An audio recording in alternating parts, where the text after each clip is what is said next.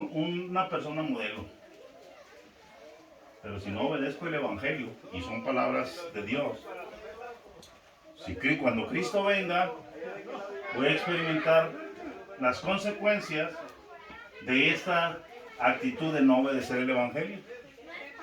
Voy a recibir, a experimentar el juicio, el castigo, la llama de fuego por causa de esa negación abierta o esa negación quizá callada. Bueno, es que yo no niego, yo no rechazo el Evangelio, pero no lo aceptas. Y el no aceptarlo es rechazarlo. Si no obedecemos el Evangelio, dice el apóstol Pablo, cuando venga Cristo, vamos a experimentar el juicio. Entonces, por eso es importante pensar que el Evangelio es el mensaje más importante al cual le debemos de prestar toda la atención, no nada más para conocerlo, sino que una vez que lo conozcamos, para estar dispuestos a obedecerlo.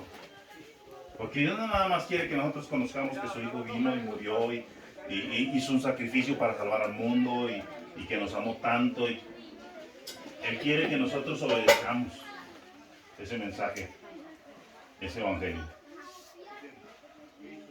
Entonces, todo esto ahora viene en relación con lo que hemos hablado del problema del pecado, cómo el pecado entró y las consecuencias que trajo este pecado en Adán y en todos aquellos que vinimos, que somos descendientes de Adán.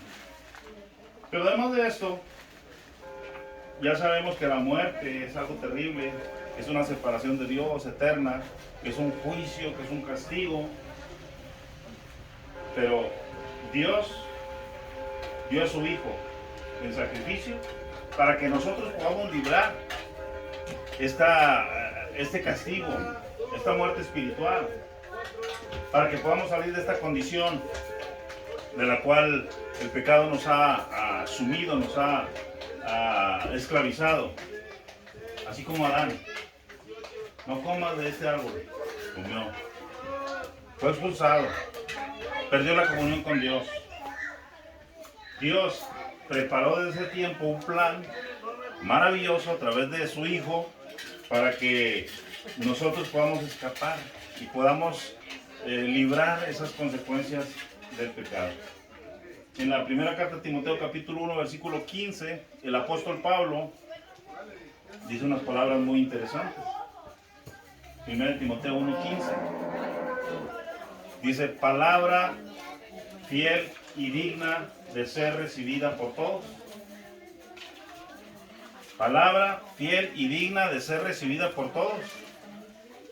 Que Cristo Jesús vino al mundo para salvar a los pecadores, de los cuales yo soy el primero, dice el apóstol Pablo. Palabra fiel y digna de ser recibida por todos. El mensaje del Evangelio, el mensaje que Dios nos ha dejado para que a través de él podamos nosotros librarnos de las consecuencias del pecado, es un mensaje digno de ser recibido.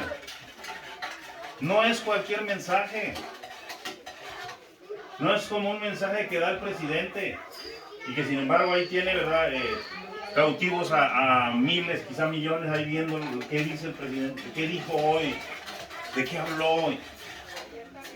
No. Es el mensaje que da Dios, nuestro creador, el que creó los cielos, el que creó la tierra, el que creó lo visible, el que creó lo invisible, el que creó los seres espirituales, los ángeles, los arcángeles, al ser humano. Todo esto fue creado por Dios. Ese Dios todopoderoso es el que da este mensaje. Por eso es una palabra fiel y digna de ser recibida por todos. Y esta palabra, el centro de este mensaje, que Cristo Jesús vino al mundo para salvar a los pecadores. Nuevamente pensamos, bueno, pecador, bueno, yo no soy, entonces no hay problema conmigo. Esto no se aplica a mí, yo no soy pecador. ¿De qué voy a ser salvado o salvo? Pero crean lo que Dios nos enseña, que el pecado no es el concepto que el ser humano tiene. Cuando se habla de pecado, se habla de una desobediencia a la ley de Dios. El hombre, el ser humano, puede pecar de dos formas. Puede pecar de una manera activa, es decir, desobedeciendo lo que no debemos de hacer. Dios te dice no matarás, yo mato. Estoy cometiendo un pecado activamente, desobedeciendo aquel mandamiento, haciendo lo que no debo hacer. Pero hay otra forma todavía más amplia de pecar. El pecado que es pasivo. Y el pecado pasivo es el no hacer las cosas que debo hacer. Cuando yo no hago las cosas que debo hacer, estoy pecando aunque yo no haga lo malo. A veces pensamos, es que yo no hago lo malo. Pero ¿sabes que el pecado no se limita a eso, a no hacer lo malo? El pecado te alcanza cuando no haces lo bueno. Porque dice la Biblia, el que sabe hacer lo bueno y no lo hace, le es pecado. ¿Cuántas cosas buenas podemos hacer? Yo creo que ese peca doble, ¿no? Pues ese es Si pecado. sabe que es pecado y lo hace, y yo creo que es doble. Y la pregunta es, si realmente nosotros podemos hacer todo lo bueno que podemos hacer, ¿lo hacemos? No lo hacemos. Nadie es perfecto. No hacemos todo, no dejamos de hacer todo lo malo, tampoco. Entonces, el mensaje de Dios a través del apóstol Pablo es palabra fiel y digna de ser recibida por todos, que Cristo Jesús vino al mundo para salvar a los pecadores. ¿Quiénes son los pecadores? Todos. Nadie se escapa. Dice el apóstol Pablo, por cuanto todos pecaron. Todos. No hay justo ni siquiera uno. Nadie. Entonces, si esto es así, dice Pablo, yo me apunto. Porque solamente el que acepta su pecado, su desobediencia y su necesidad puede ser salvado. Dios no vino a salvar a los justos. Es decir, aquel que diga, no, pues yo soy bueno. No, pues yo no tengo problema, yo soy pecado. En el hecho de muerte algunas personas me han dicho, hermano, yo no tengo nada de qué arrepentirme. Cerca de la muerte, muy cerca de la última hora, yo no tengo nada de qué arrepentirme. Yo he sido bueno toda mi vida. ¿Qué se puede hacer ahí? Cuando no aceptas tu condición. Por eso Pablo dice, si Cristo Jesús vino al mundo a salvar a los pecadores, pues yo me apunto. Ahí en la primera fila, yo. Porque vino a salvar a los pecadores, yo quiero ser salvo. Y yo acepto mi pecado. Yo soy el primero. Cada uno debemos nosotros entender y también ponernos en la posición de ser, de entender que nuestra condición es de pecador. De tal manera que necesitamos que Cristo nos salve. No tenemos alternativa. La única esperanza, el único camino es que Cristo me salve. Si no es así, yo voy a estar perdido por toda la eternidad. Esta vida se va a acabar en muy pocos años. Tarde o temprano vamos a partir. Pero el problema es que viene después. ¿Cuál es mi destino después de que muera? Y muchos, siendo optimistas, pero sin ningún fundamento, decimos cuando alguien muere, esta persona ya está en el cielo. ¿Quién te dijo eso? ¿Dice la Biblia eso? ¿Que todas las personas van al cielo? ¿Que se mueren y Dios va a recogerlos para estar en su presencia? No dice esto. Hemos hablado de dos destinos, de dos puertas, una ancha y una angosta. Que muchos van por el camino ancho. Que muchos van, ¿verdad?, por esta puerta amplia. Y que por el camino angosto que lleva a la vida eterna, muy pocos son los que la hallan. Entonces, aunque nos duela, no todos, y desafortunadamente la gran mayoría, no al cielo. Queremos, desearíamos, pero ¿cuál es la realidad? No, Él nos dice que no. Pocos son los que hallan esta vida eterna. ¿De qué depende esto? De mi actitud de obediencia al Evangelio de nuestro Señor Jesucristo. Ese es el único camino. No de conocerlo, no de saber lo que Cristo hizo, no de creerlo intelectualmente, sino de obedecerlo. De obedecerlo. Entonces, si esto es así, y lo es porque Dios nos lo dice, entonces Dios envió a su Hijo para que salve al pecador. Yo quiero ser salvo, entonces acepto mi pecado. Cristo viene y dice Hebreos 2:14, por cuanto los hijos participaron de carne y sangre, Dios, Él también participó de lo mismo para destruir por medio de la muerte el que tenía el imperio de la muerte, esto es el diablo. Es decir, Cristo viene y se hace carne, como nosotros, como los seres humanos.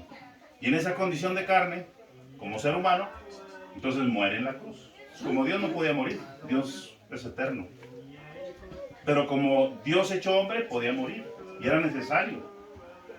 Pues para eso se encarnó Él. Para morir por nosotros. Para destruir por medio de la muerte al que tenía el imperio de la muerte. Esto es, al diablo. Y dice primera carta de Pedro capítulo 1 versículo 18. Dice...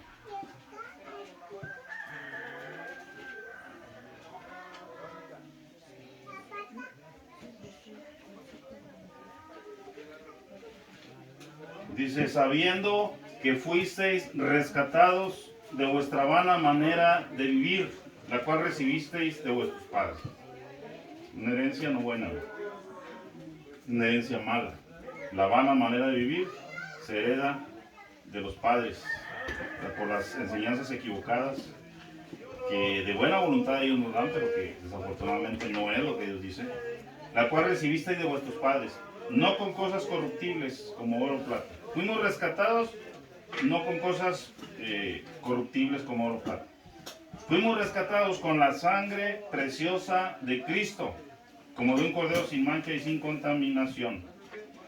Entonces, Dios, a través de su Hijo, derramando su sangre, hizo posible que nosotros pudiéramos entrar o llegar a esa posibilidad de ser salvos.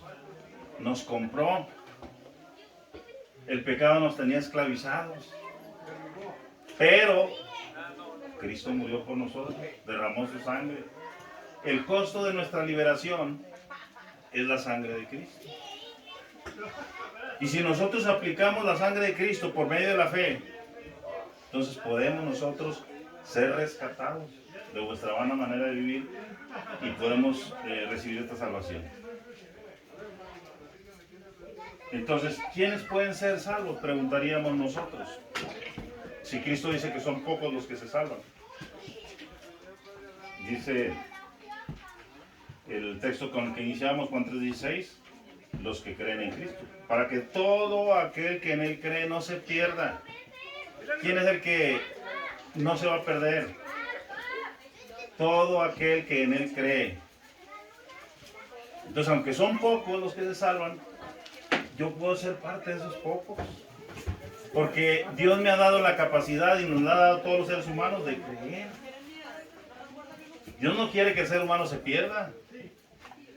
Y nos ha dado esa capacidad de creer el mensaje, lo que oímos, lo que escuchamos, procesarlo, razonarlo y creerlo.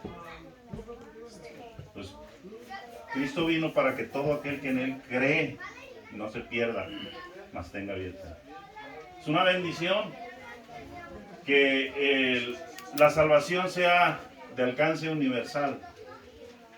No viene para salvar a los ricos, que no tendríamos ninguna oportunidad, bueno yo.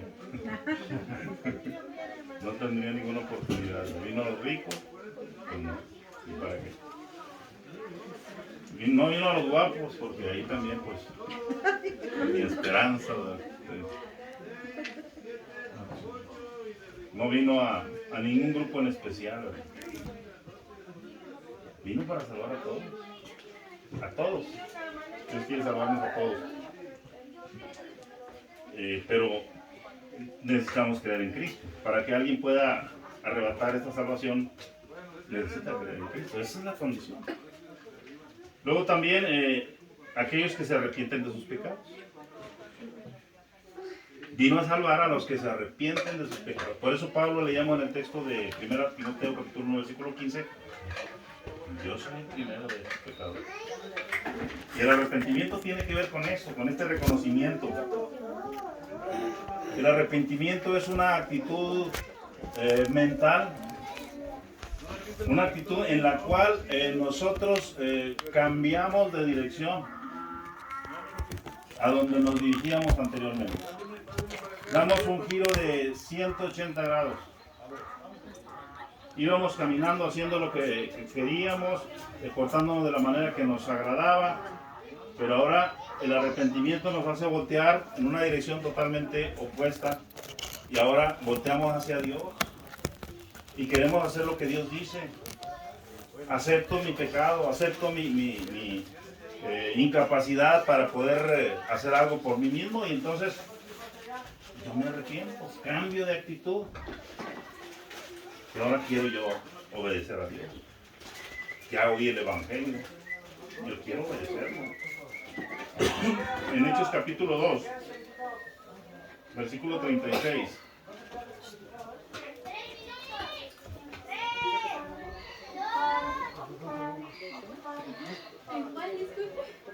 Hechos 2:36.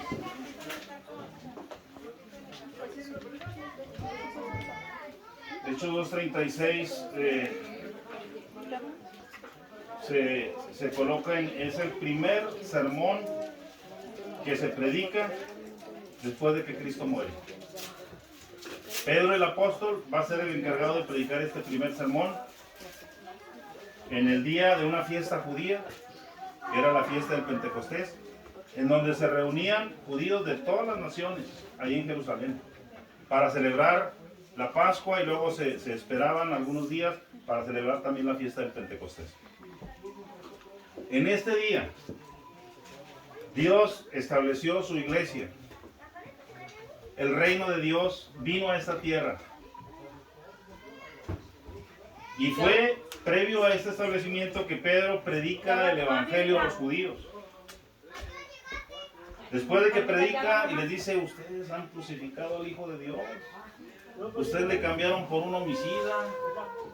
Ustedes no creyeron en él. Pero este Jesús que ustedes rechazaron, dice el versículo 36, sepa pues ciertísimamente toda la casa de Israel que a este Jesús, a quien vosotros crucificasteis, Dios le ha hecho Señor y Cristo. Dios le ha hecho Señor y Cristo. Este es el Cristo que todos los profetas les anunciaban, que todo Israel esperaba desde siglos atrás. Y cuando viene Cristo, el Mesías, le rechaza. No, tú no eres. No, tú no eres. Ellos querían ver a un rey terrenal que pudiera expulsar a los romanos, que empuñara la espada, que se sentara en un trono ahí en Jerusalén y desde ahí gobernara el mundo terrenalmente hablando. Este no era el reinado del cual Cristo habló. Cuando Pilato le pregunta a Cristo, ¿eres tu rey? Porque los judíos le acusaban de que venía a usurpar el trono o querer usurpar el trono del César, del emperador. Y Pilato le pregunta, ¿luego eres tu rey? Le dice Cristo, yo para esto he nacido y para esto he venido al mundo. Pero le dice unas palabras muy interesantes, dice, pero mi reino no es de este mundo. Mi reino no es de este mundo. Todo esto Pedro se los dijo.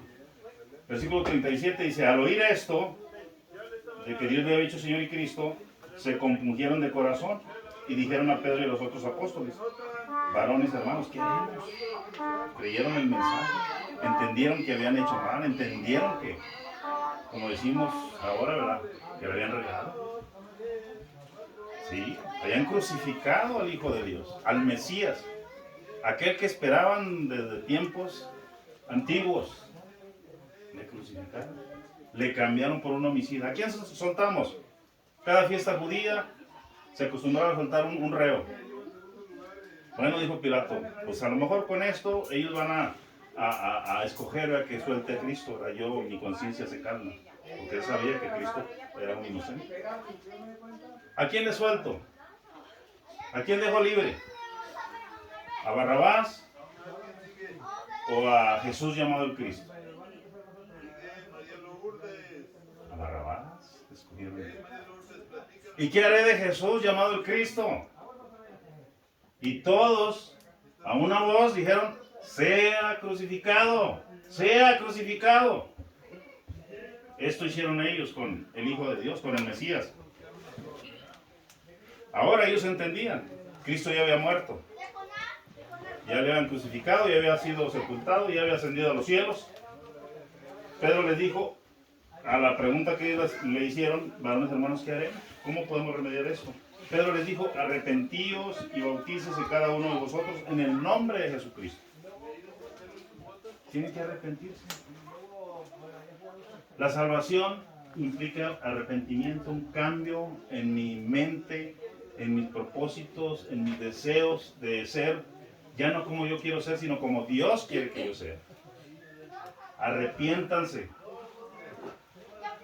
Pero dice además: y bautícese cada uno de vosotros en el nombre de Jesucristo. Pues no nada más es el arrepentimiento, que es una buena señal ya.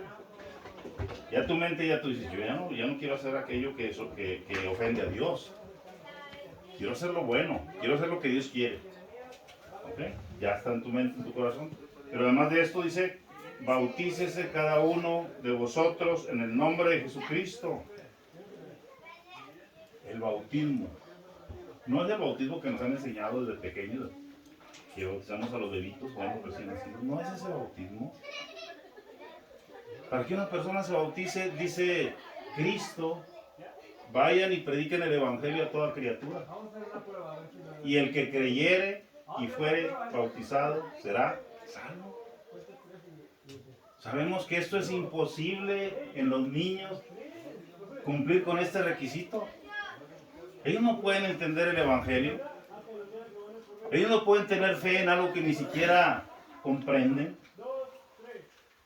Entonces, el evangelio está dirigido a personas que ya están conscientes, que saben distinguir entre lo bueno y lo malo, y que pueden entender su condición y creen que Cristo les puede ayudar para salir de esa condición de condenación. Prediquen el evangelio a toda criatura. Ya que ellos oyeron y entendieron, el que creyere y fuere bautizado, y el que no creyere será condenado, dice Cristo. Entonces, por eso dice Pedro a la pregunta de ellos: ¿qué haremos? ¿Qué hacemos? Ya nos equivocamos, ya crucificamos al Hijo de Dios. Bautícese cada uno de vosotros en el nombre de Jesucristo para perdón de los pecados y recibiréis el don del Espíritu Santo. Este es el principio de la vida en la familia de Dios, el principio de la vida cristiana. Es el nuevo nacimiento de que hablábamos en otros días. Es el nuevo nacimiento. Ahí nacemos como un bebé, un nuevecito, sin historia, sin pecado, una nueva vida. Como un niño no tiene historia, ni buena ni mala, no tiene pecado.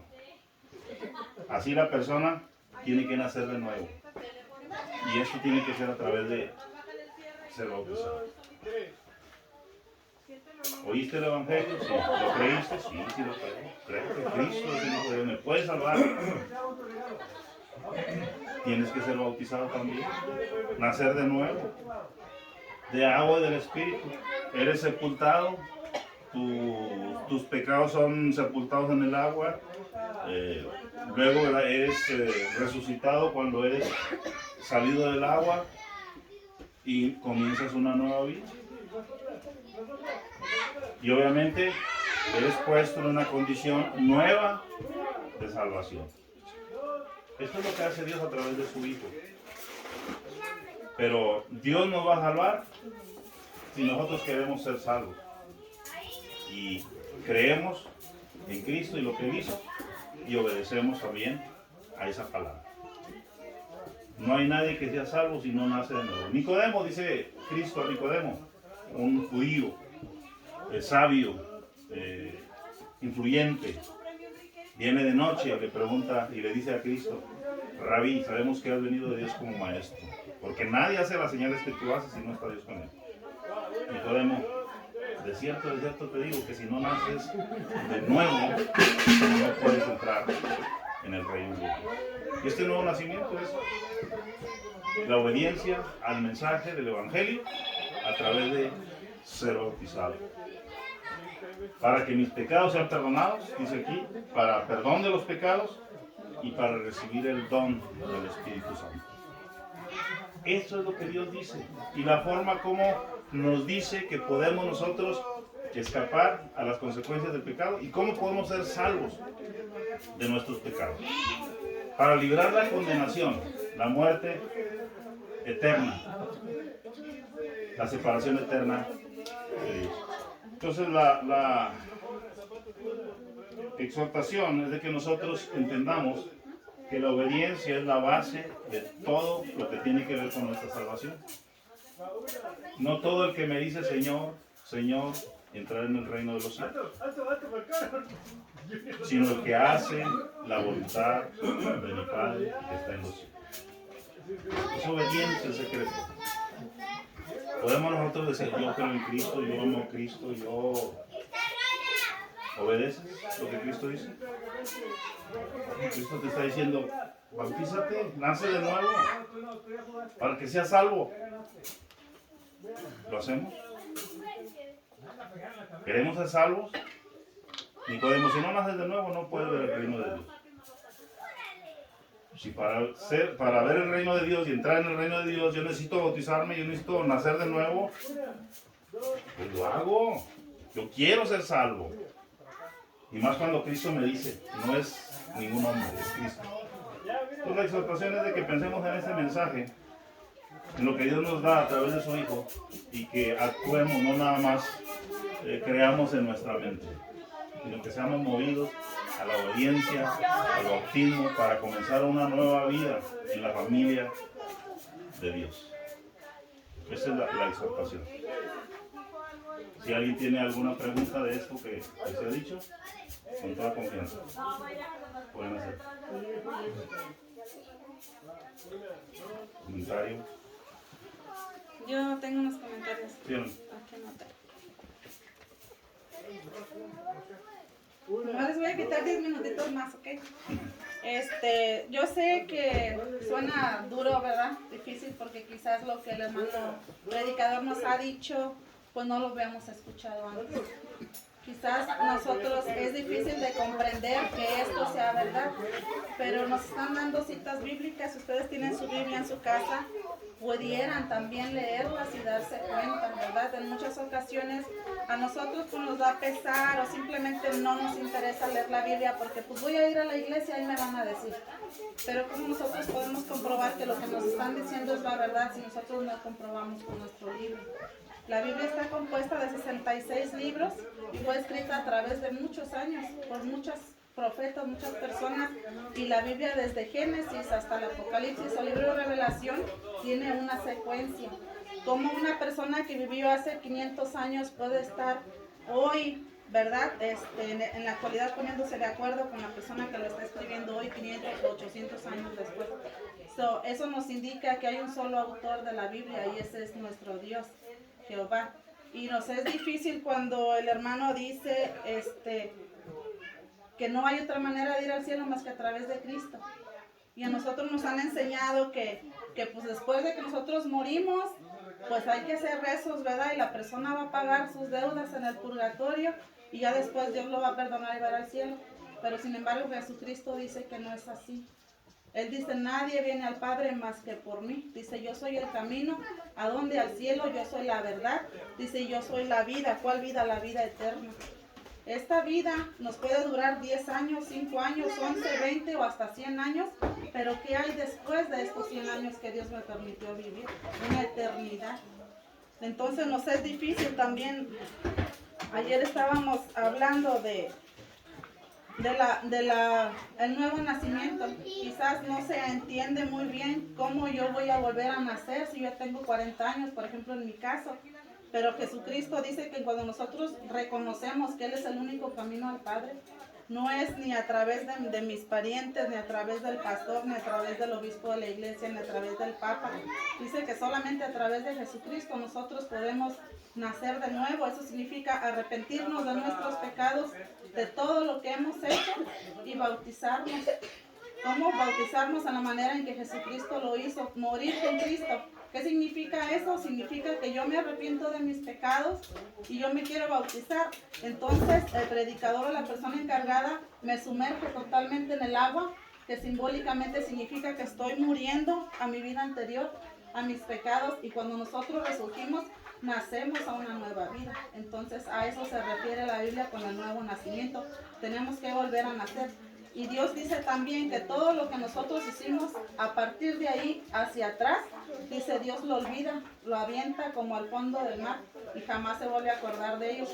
Entonces dice que nuestro nombre es escrito en el libro de la vida que tiene Dios en el cielo, y esa es como nuestra acta de nacimiento aquí en la tierra, esa es ahí en el cielo. Entonces de esa manera nosotros nacemos de nuevo y es la única manera que nosotros tenemos de ser salvos e ir al cielo. No es a través de oraciones ni rezos. Cuando ya la persona fallece, ya no hay nada que se pueda hacer por ella. Lastimosamente y tristemente para nuestros familiares que fallecieron sin conocer cuál es la verdad, solamente Dios sabe cuál es el destino de ellos. Nosotros hoy en la actualidad no podemos hacer nada por ellos, ni rezos, ni misas. Eso es para aliviar nuestras conciencias, pero realmente no podemos hacer nada por ellos. Pero en la actualidad podemos hacer algo por nosotros y por nuestros hijos y por nuestros nietos, que es enseñarles la verdad, y es la mejor herencia que les podemos dejar también, el conocimiento de Dios. Entonces yo aquí anoté que cuáles son las consecuencias físicas del pecado. Y una consecuencia física del pecado podría ser, por ejemplo, una enfermedad de nosotros. Y ahora cuando dice la Biblia que no hay justos ni aun uno, es cierto, porque el pecado nosotros lo heredamos de Adán y Eva. Inclusive si yo no hiciera nada malo ni un mal pensamiento en toda mi vida, ya soy pecador por el simple hecho de ser un ser humano y provenir de ellos. Entonces, tan solo empezando de ahí, significa que yo necesito de Jesucristo. Necesito que Él